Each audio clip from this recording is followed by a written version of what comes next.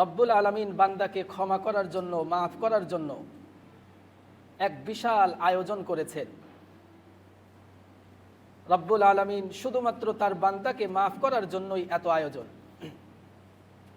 কিন্তু দুর্ভাগ্যের বিষয়, তিক্ত হলেও সত্য কথা, যে রব্বুল আলামিন আমাকে আপনাকে ক্ষমা করার জন্য, মাফ করার জন্য এত বিশাল আয়োজন করলেন, সাজালেন, আমরা অকৃতজ্ঞ নাফরমান বান্দা সেটার কদর বুঝতে পারলাম না।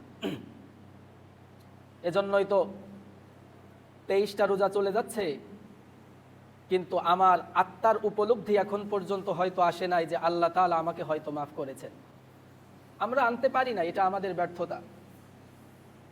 আর মাত্র 7 দিন 6 দিন আবার রমাদানুল মুবারক চলে যাবে।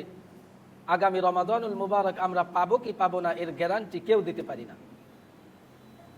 সময় থাকতে আমরা যদি কদর না বুঝি, তাহলে এর দায় আমাদের উপরই।